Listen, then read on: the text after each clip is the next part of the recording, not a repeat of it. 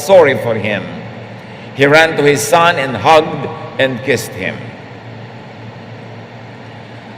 Ang taong ito, ang ama, sa kabila ng ginawa ng anak, ay sobrang mahabagin at maibigin, at malayo pa lang kanyang anak na nakita niyang papalapit, siya pa ang patakbong sumalubong. Pinupog niya ng halik, niyakap niya ang kanyang anak. The father accepts his returning son without even hearing his humble proposition first. Hindi pa niya nadidinig yung sinasabi ng anak na ituring niyo lang po akong katulong. Hindi pa niya nadidinig yung ganung pagpapakumbaba na bagbag na ang loob ng tatay na sadyang mabait. The father accepts his returning son without question or retribution, with open arms and heart. Walang tanong-tanong, walang sumbat-sumbat, niyakap niya agad at pinagahagkan ang anak na napakatagal na niyang hinihintay at napakatagal na niyang inaasam-asam na makasamang muli. Luke 15:21, the son said, Father, I have sinned against God in heaven and against you. I am no longer good enough to be called your son. So the son expresses his humble realization and proposition. What did he realize? That he was not such a good son. He was no longer worthy to be called son. Pwede na siyang tawagin na lang na utusan. At ito ang kanyang iminungkahi. Na itrato na lang siyang katulong, yun ay mas maganda na kaysa sa katulong siya ng ibang tao, tapos gutom din siya. Bakit ikinuwento ang kwentong ito? Sapagkat may aral. People are like this younger son. You and I are like this younger son, mistaken, short of God's glory. Nagkakamali. Damage and hurting. Siyempre, pag nagkakamali tayo ay nasisira. Nagkakaroon ng mga pingas, lamat, dumi, at nagkakaroon tayo ng mga dinaramdam. Dinaramdam natin ang mga nangyayaring hindi maganda sa atin, kahit pa nga tayo mismo ang may kagagawa noon. And this son was guilty. Isa sa mga pinakamahihirap na dalhin ay yung pag-uusig ng budhi. Mabigat na kalooban dahil natanto natin ang ating mga pagkakamali. But added to that, the son was rejected, unloved, uncared for. Naglilingkod na nga siya, hindi pa rin siya pinapakain. Mas pinapakain pa yung baboy kaysa sa kanya. So there's a lot of rejection. Obviously, he was in a foreign land where people were taking care of pigs. Kasi kung sa kanyang sariling bayan yon, hindi naman inaalagaan ng baboy dahil hindi nila yun kinakain. So the son was needy of home, of forgiveness, of acceptance, like us. Tulad niya, tayo may nangangailangan ng tahanan kung saan tayo ay pinapatawad kung nagkakamali, tinatanggap ng walang patakaran, minamahal, pinapakain, kasama, at kabilang. Wala namang hindi katulad nitong taong ito. Lahat nagkakamali. Iba-iba lang ng hugis, kulay, anyo ang pagkakamali. Lahat nagkakaroon ng mga bagay na sukat ipagsisi. Ecclesiastes 7:20, indeed, there is no one on earth who is righteous. No one who does what is right and never sins. Walang perpekto, walang hindi nagkukulang, nagkakamali, nagkakasala. The younger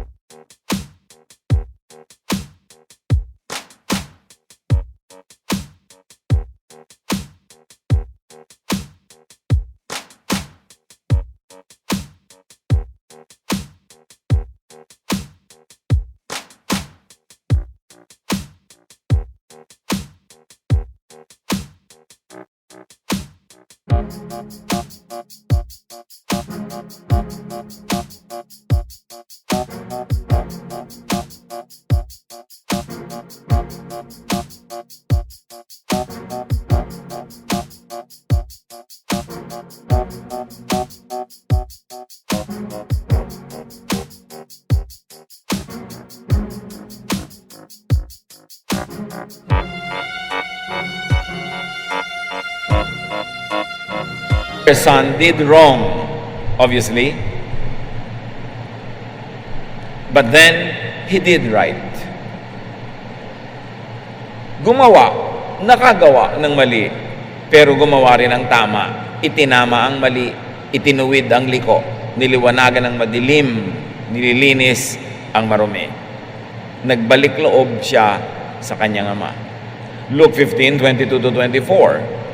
But his father said to the servants, "Hurry and bring the best clothes and put them on him. Give him a ring for his finger and sandals for his feet. Get the best calf and prepare it so we can eat and celebrate. This son of mine was dead, but he has now come back to life. He was lost and has now been found." And they began to celebrate. Yung inaasahan ng anak na dapat lang ay kanyang tanggapin, na gawin na lang siyang katulong, baligtad. Pinabihisan siya, hindi lang ng basta damit, ng pinakamagarang damit. Sinuotan pa siya ng singsing na napakalaki ng kahulugan bilang isang tagapagmana, bilang isang anak ng pamilya, na maaaring itong damit niya at singsing niya ay higit pa kaysa doon sa dati niyang suot, muntik pa siyang ma-promote o na-promote pa nga siya. At yung inaalaga ang hayop na pinapataba para sa mga espesyal na okasyon ay ihahanda, ay ipinahanda. Kanya magdiwang tayo. Nawawala ang anak kong ito, ngayon natagpuan ng muli. Dati nang namatay, pero ngayon buhay na uli. So the father unconditionally accepts, restores, and celebrates the younger son. Tulad ng sinasabi ng Luke 14:11, those who humble themselves will be exalted. Ang nagpapakumbaba sa harapan ng Ama ay siya namang itinataas. Basta't bumalik ka lang. Hindi pinag-uusapan na huwag kang magkasala, huwag kang magkamali, huwag kang magkulang, kasi wala namang ganon. Ang pinag-uusapan, matapos ka magkamali, magkasala, magkulang, mag-isip-isip ka, maghunos dili, magbulay-bulay, magbagong loob, at magbalik loob. At pag nagbalik loob, walang tanong-tanong, tatanggapin, mamahalin, bibigyan muli ng dangal ng Ama. This is our Father God. This is the truth and reality about our God. Kabaligtaran nung nasa isip ng marami na ang Diyos ay laging nagagalit, namamalo, nagpaparusa, naghihiganti. Kaya tuloy tayo laging takot na takot sa Diyos, hindi makalapit sa Diyos. Lalapit lang sa Diyos, kailangan pa ng tagapamagitan, kailangan pa ng intercessor, kasi natatakot. Hindi yun ang Diyos na ipinapakilala ni Jesus. Isang Diyos na maamo, maibigin, mapagmahal, mapagtanggap. 1 John 4:7 and 8. Dear friends, let us love one another, for love comes from God. Everyone who loves has been born of God and knows God. Whoever does not love does not know God, because God is love. Itong teachings of a loving God, about a loving God, kailangang idiin, ulit-ulitin, isiksik ng isiksik sa utak nating lahat, kasi hindi ito ang nasiksik sa utak ng marami. Lumaki, nagkaedad, tumanda, laging matakot ka sa Diyos, matakot ka sa Diyos. Yun ang pang-brainwash ng napakarami.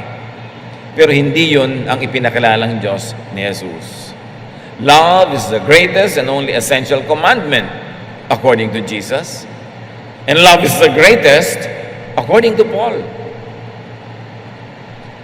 Sadly, our loving God has been grossly misrepresented by many as angry and vindictive. Yan ang malungkot. Ipinakilala at patuloy na ipinapakilala ang Diyos na laging galit at mapagiganti. But Jesus showed the world the true loving character of God, especially through this story that we are studying. John 1:14, the Word, meaning Jesus, became a human being and lived here with us. We saw His true glory, the glory of the only Son of the Father, From Him, all the kindness and all the truth of God have come down to us. Ibig sabihin, bago isilang si Jesus, hindi nakikilala ng mga tao ang Ama. Baligtad pat liko, baluktot ang nakikilala, kaya lahat ng kabutihan at katotohanan tungkol sa Ama ay ibinaba, ipinakita sa pamamagitan ni Jesus. Na kundi pa isinilang si Jesus, kundi pa siya nabuhay para ipakilala ang Ama, liko, baluktot ang pagkakakilala ng tao sa Diyos. Luke 15:25-30 sa pagpapatuloy ng kwento.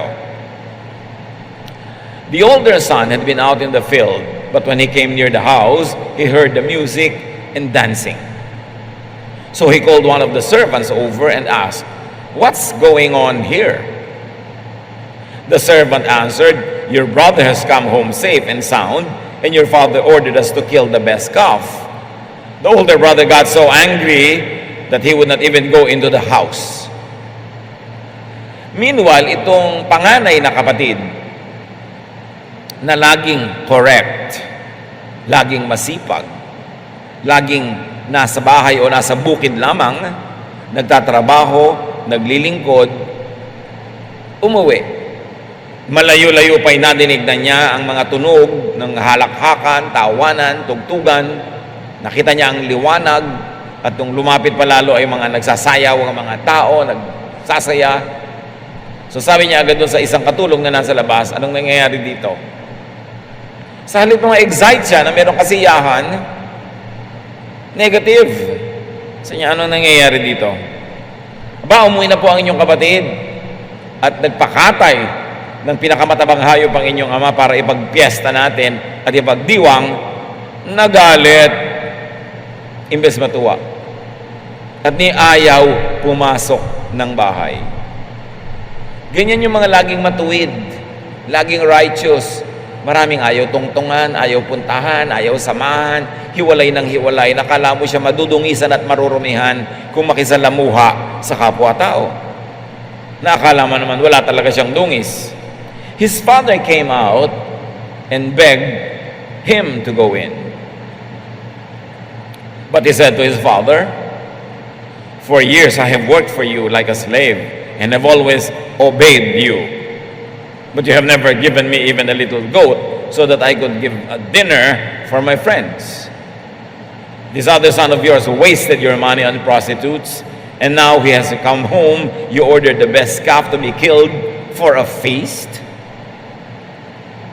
So nung malaman ng ama na nandun na yung panganay, lumabas. Ba't ayaw mo pumasok? Halika, nandito ng kapatid mo, magsaya tayo. Sumbat ang isinagot niya sa kanyang ama. Napakatagal na panahon. Mula noon hanggang ngayon, nagpaalipin ako sa iyo. Wala akong ginawa kundi magtrabaho sa bukid. Ni hindi mo man lang ako binigyan ng isang maliit na kambing para ipagpiesta sa mga kaibigan ko. Tapos itong anak mong alibugha, naglayas, naglustay, nagwala. Babalik ng ganyan, tapos ipagpiesta mo. May ganon.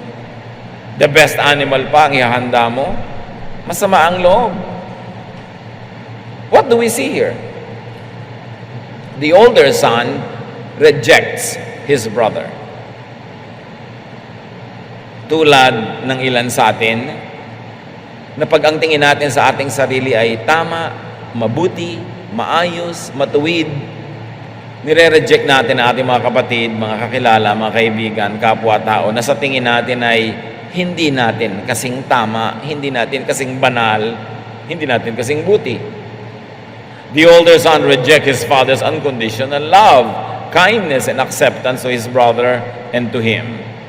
So, hindi lamang yung kapatid niya ang kanyang itinatakwil din ng panganay na anak ang kabutihan ng kanyang ama. Hindi niya ina-appreciate na ang bait talaga ng tatay ko, ang buti talaga ng tatay ko. At kung sakaling sa akin mangyari ito, di ganun din ang gagawin niya sa akin. Papatawarin din niya ako, mamahalin din niya ako. No! He rejected his brother and he rejected his father's goodness and kindness and even rejected his father's goodness to him. Kasi nakita na niya yung isang kapatid niya, humingi ng napakarami, ibinigay. Siya hindi humihingi. Bakit siya hindi humihingi? Iniisip niya na sa kanyang pagtitiis, pagtitimpi, pagpapakagutom sa sarili, pagpapagod, pagpapagal, ay nagiging banal siya and therefore deserving na siya ng honor. Maliit ang pagtingin niya sa puso ng kanyang ama na hindi siya humihingi kasi iniisip niya maramot ang kanyang ama at hindi mabuti at hindi magbibigay. Kaya kung tutuusin, mas mabuti pa nga yung humingi kasi confident siya na mabait yung tatay niya. Itong isang ito, hindi siya confident. Kaya lagi siyang pagod na pagod, trying to be perfect para lang siya maging katanggap-tanggap. The older son promotes himself as righteous, but laments and regrets his good works and self-denial. Sabi niya, nagpagod ako, hindi man lang ako nagpa-party, kahit isang kambing, hindi ako humihingi, wala ako napala sa lahat ng pagod ko. Yun naman pala, masama loob niya sa kanyang kabutihan. Nagpapakatama siya, yung pala masama loob niya. So hindi niya likas. Trying hard siya to perform para siguro siya ang mapuri at siya ang magkaroon ng karapatan. And he is definitely loveless. Wala siyang love sa kanyang kapatid, di ba lang siya naawa, na naghirap at nagdusa. Wala siyang pag-ibig sa kanyang ama na nalungkot nung wala yung kanyang isang kapatid. Dapat ikatuwa niya na natutuwa na yung tatay niya. Pero wala. The older son did right what seemed in his own eyes to be right. Then he did wrong by not accepting his brother, by rejecting his father's kindness, and now, tinutuusan niya ang tatay niya na kanyang ginawang mabuti. So, hindi naman talaga tama ang ginagawa niya sa buhay. Akala lang niya. Many people are like this older brother. Religious and legalistic, so they reject others. They cannot be holy without throwing stones at sinners. May mga tao na sa kanilang pagiging banal, hindi sila kontento. Kailangan batuhin nila yung hindi banal. Hindi sila kontento maging matuwid. Kailangan ibunyag nila at pagalitan yung sa tingin nila ay liko. Hindi sila kontento na sila ay nag-aayuno. Kailangan mag-ayuno din ng iba. Hindi sila kontento na sa katitiis nila at kababanal-banalan na hindi sila nag-e-enjoy sa buhay. Kailangan wala ring ibang mag-enjoy. Kaya kung sa biglang tingin, parang napaka-righteous at napakatama ng anak na panganay. Pero ang totoo, siya yung malayo ang loob sa ama. Siya yung hindi masarap kasama. At siya yung mahilig manghusga sa kapwa. So, many people are like this older brother. They reject God's love,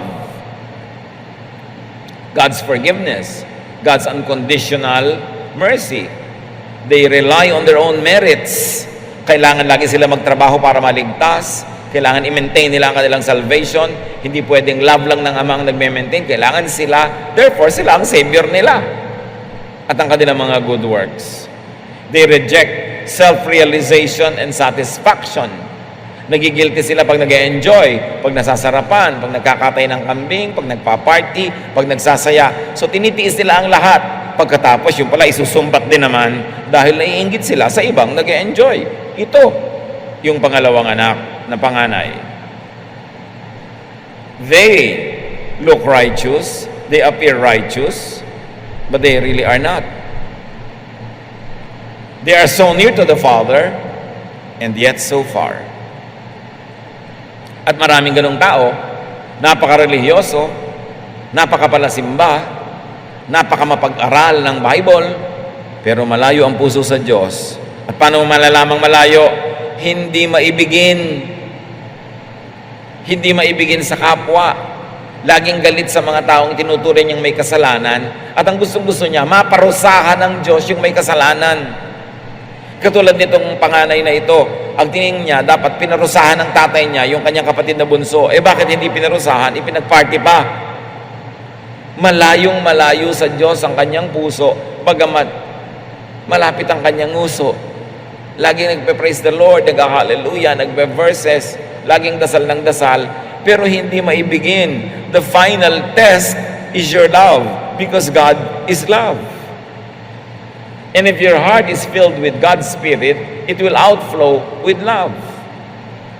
Ang tagal na nawala yung kapatid niya, siguradong ang baho-baho, nangangayayat, butot balat nung bumalik, dapat naawa siya. Pero hindi, kung siya ang masusunod, dapat parusahan pa yan. Sa kabila ng kanyang mga arte na siya ay matuwid. At ganyan ang maraming relihiyosong tao. Nagbubunyi, pagpaparusahan ng iba. Pag nagtuturo sila tayo, makinig nagtuturo, sabihin, bahala ka. Sa end times, kukulo ka sa asupre. Parang ipinagdiriwang nila na kukulo sa asupre ang kanilang mga kapwa-tao. Malayo ang puso sa Diyos ng ganong mga uri ng pananaw. Huwag tayo magpapadaya. Pag nagbubunyik at natutuwa na may mga mapaparusahan, mapapahamak, dahil sa tingin mo may makasalanan sila, ang reviewin mo ay yung sarili. Kasi dapat habag ang nararamdaman mo sa ganong mga tao. Luke 15:31-32. His father replied, "My son, you are always with me, and everything I have is yours. But we should be glad and celebrate. Your brother was dead, but he is now alive. He was lost and has now been found." Malaman ang sinabi ng ama. Lagi kang nandito. Lahat ng ari-arian ko'y sa'yo rin. Yung kapatid mo nga naglayas, binigyan ko pa. Ikaw hindi ka naglalayas. Bakit hindi ka nagkatay ng kambing? Bakit hindi ka nagparty? Problema mo yan. Sinabi ko bang huwag kang mag-enjoy? Sinabi ko bang mag-fasting ka na mag-fasting dyan? Sinabi ko ba na huwag kang magsaya kasama yung mga kaibigan? Pinili mo yan. Dahil sa palagay mo, yan ang pagiging matuwid. E-earn ka ng point sa langit. Pero choice mo yan. Hindi ko yan hiningi sa'yo. Bakit ka ngayon nagre-reklamo? The father clarifies the older person's accountability and in fact, very subtly corrected him. Those who exalt themselves will be humbled. Itinataas niya ang kanyang sarili, ako ang dapat na ipag-party, ako ang dapat ipagdiwang, bakit yung kapatid ko na yan, alibugha? Sabi ng tatay niya, ba't di ka nag-party? Sino may sabi sa'yong wag? Choice mo yan, tapos ngayon isisisi mo sa akin. Choice mo na maging cruel, maging sa sarili mo, tapos gusto mo na maging cruel ako sa kapatid mo. Ganon kasi yung mga taong walang ginawa kundi ang sarili ay tiisin, pahirapan. Gusto rin nila, pahirapan yung iba. Hindi sila kontento na sila ay nagtitimpi. Dapat magtimpi din yung iba. Hindi sila kontento that they are fasting. Dapat mag-fast din ng iba. And this is actually hypocrisy. At ito ang malinaw na ipinapakita sa kwento. Merong sa tingin at biglang tingin ay mukha maka-Diyos, pero sila pala yung malayo. Dahil hindi sila maibigin. Kahit namumulaklak ang dila nila ng verses. Kahit wala na silang ginawa kundi magsimba. Pag hindi sila maibigin, baliwala ang lahat. And the Father declares the mission statement of the Jesus ministry, which is to find the lost, to love the unloved, to clothe the naked, to feed the hungry, to forgive the mistaken, to give care and love unconditionally. Not judgment, not punishment, not rejection. John 1:12-13. Yet to all who received Him, to those who believed in His name, He gave the right to become children of God. Children born not of natural descent, nor of human decision or a husband's will, but born of God. Namnamin ang verses. To those who receive Him. Nakita niyo yung younger son? He received the love of the Father. He went home. He believed in the name of God. He believed in the name of his Father, that his Father is kind and good and loving. At nung siya bumalik, anong ginawa ng tatay niya? He gave the right to become a child again. Bumalik lang. Sabi niya, mga anak na hindi dahil sa kalooban ng tao, kagustuhan ng tao, kundi kalooban ng Diyos. Kasi kung tao lang ang masusunod, hindi natatanggapin yun, itatakwil na yun, paparusahan na yun, sisingilin. Pero ang kalooban ng Diyos, no, bumalik lang kayo at kayo aking tatanggapin. Sino man sa atin ngayon ang napalayo sa Diyos, ano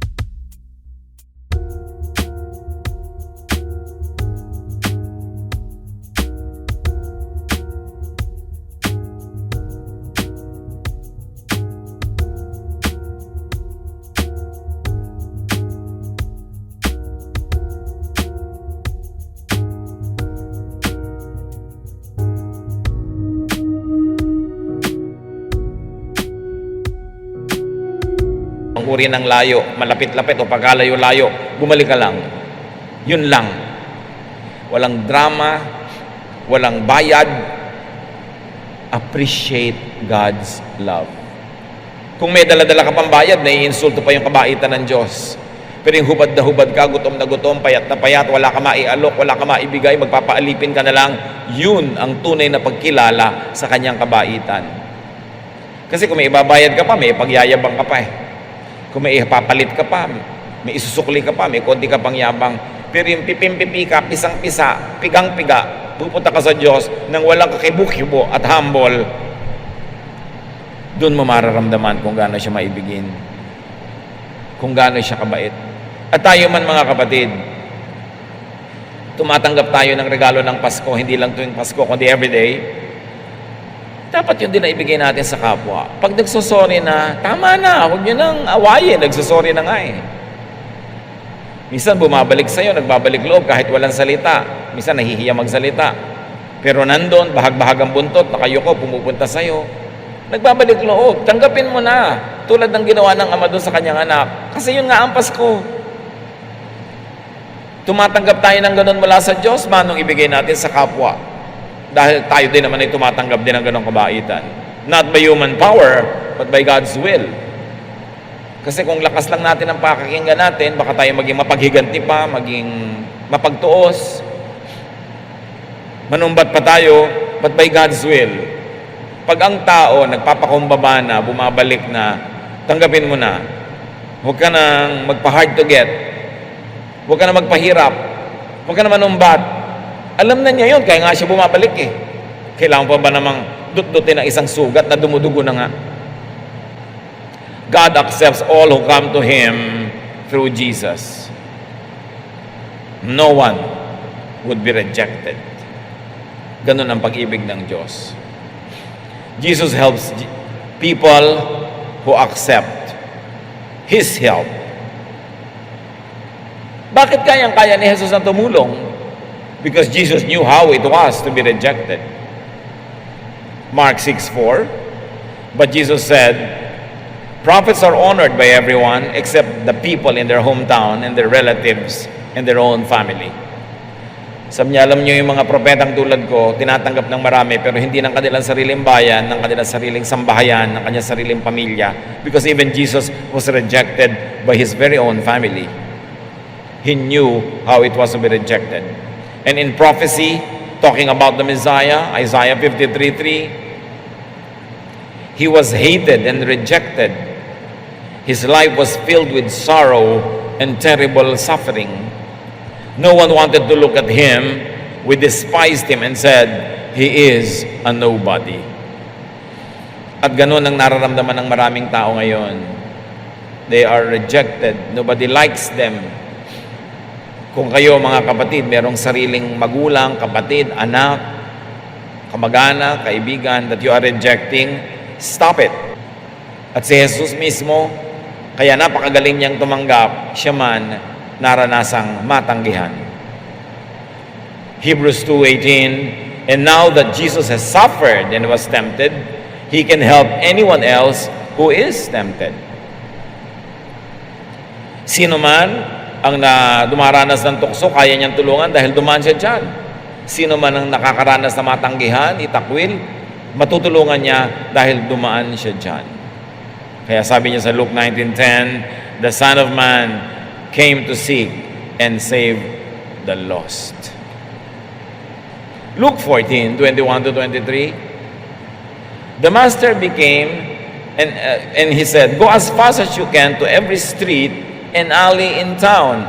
Bring in everyone who is poor or crippled or blind or lame. Go out along the back roads and fence rows and make people come in so that my house may be full. The background is there was a big feast and none of the VIPs wanted to come. Yung mga self-righteous, they think they are okay and they don't need the Lord. So ang sabi ng may bahay, sino man dyan ang mga lumpo, ang mga bulag, ang mga may sakit, sila ang imbitahin. Papasukin at nang mapuno ang aking bahay at nang magkaroon ng pagdiriwang. The house of God will be full of society's rejects. The church should be full of society's rejects. Hindi yung mga pang-display window quality, yung mga reject, yung sinasabing the lame, the blind, the crippled, the poor. Yun ang gustong-gusto ng Diyos na kupkupin, tanggapin, mahalin. Yung mga isinusuka ng lipunan, yung mga may bad record, yung mga may madilim na kahapon, yung mga may mga pagkakamali, yung may mga questionable na mga karakter at nakaraan, yan ang gustong-gustong isagip ng Diyos. Sabi niya, I came to seek and to save the lost. Ngayon, ikaw, nagbabanal-banalan, kunwari maka-Diyos, bakit mo tatanggihan ng gano'ng mga tao? Bakit mo sila itatakwil? Sila nga ang gustong-gusto ng Diyos sa sagipin. Kaya alam na alam ni Jesus how to be rejected. Approach God. Go to God. Go back to God. Be received by God through Jesus. Hindi ko mo pag nagkakamali tayo, nagkakasala, lalo tayong lumalayo sa Diyos dahil nahihiya at nakakahiya naman, lalayo na lang ako. No, return. No questions asked. God will accept you back.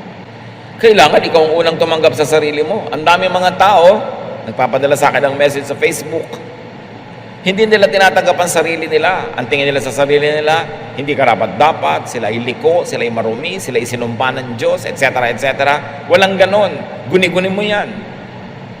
At kung minsan meron tayong ganong guni-guni, kasi isinaksak sa utak natin ng mga matatanda, ng religion, ng mga kung ano-ano mga katuruan na laging galit sa Diyos, tinatanggihan ka ng Diyos.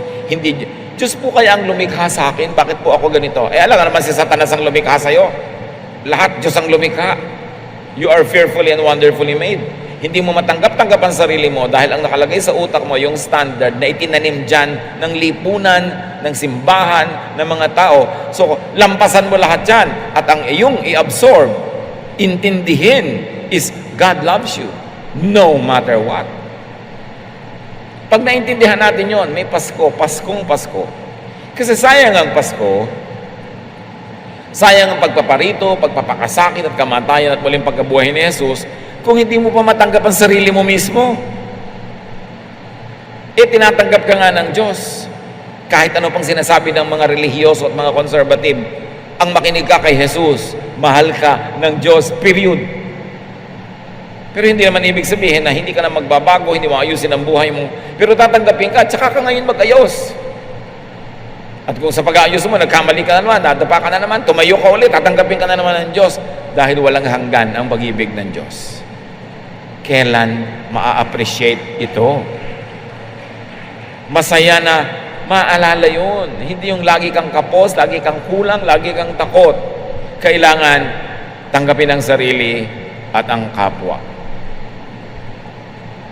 Huwag na ikaw manghusga sa kapwa. Kung sa palagay mo, hindi siya tama. Sila ng Diyos ang mag-uusap. Siya ay mahalin mo na lang. Yun na lang ang papel mo. Huwag kang manghusga. Kasi mahuhusgahan ka rin. Ano naman ang karapatan mo manghusga? Kaya mahalin mo na lang siya. Paano po mali ang buhay niya? Saya mo Diyos ang magtama sa kanya. Diyos naman ang Diyos, hindi ikaw ang Diyos. Mahalin mo na lang siya. Pag ito na ipamuhay natin, itong simpleng katotohanan na to, gagaan ng maraming mabigat. Luluwag ang maraming masikip na paghinga. The Father in the story is none other than God the Father, but He could also represent Jesus interceding for us to the Father. Si Jesus ay laging namamagitan para sa atin. Hebrews 7:25, therefore He is able to save completely those who come to God through Him, because He always lives to intercede for them. Lagi siyang namamagitan. So lagi tayong may tagapagtanggol sa kalangitan. Get accepted by God through Jesus. Tanggapin mo ang sarili mo, lalo't alam mo na yun ay inborn character, inborn nature, inborn talent, and sometimes even inborn weakness. May mga ganun tayo. God remembers that we are dust. Accept yourself, every bit of yourself, because you are fearfully and wonderfully made. Do not insist on self-rejection. When you are rejecting your own self, when you are rejecting people who you should be loving and accepting, baka effect lang sa'yo yan ng brainwashing ng society, ng culture. Accept others. and live at peace with God, with yourself, and with others too. Nung si Kristo ay isinilang, nagbaba ng mga anghel nag-aawitan. Luke 2:17, sabi nila, "Glory to God in the highest heaven, and on earth, peace to those on whom His favor rests." Itong peace na ito ay darating lang kung meron tayong acceptance. Acceptance of God's love and forgiveness, acceptance of others, acceptance of ourselves, matatahimik ang iyong loob. Peace in the heart of true believers, believers in God's unconditional and accepting and empowering love. Kaya may salvation. Salvation is not only salvation from hell, it's also salvation from rejection, because rejection and being rejected is like hell. Dear God, thank you dahil mahal nyo kami. Salamat sa mga napakamakapangyarihang katotohanan na dahil kay Jesus, mas makikilala namin kayo bilang mabuti, mabait, mapagtanggap, maibiging Diyos. Ituwid mo ang mga liko naming pananaw tungkol sa inyo, O Diyos, na itinanim sa utak namin ng napakarami mga bagay, katuruan at kung ano-ano. Ang itanim namin sa aming isip ay ang ipinakilala ni Jesus na Diyos, kayo na mabait, mabuti, maibigin. At kami man maging ganun sa kapwa at sa aming sarili. Mag-isip-isip at magbulay-bulay tayo mga kapatid kung may mga nire-reject tayong tao na dapat na nating tanggapin. At kung may nire-reject tayo tungkol sa ating sarili na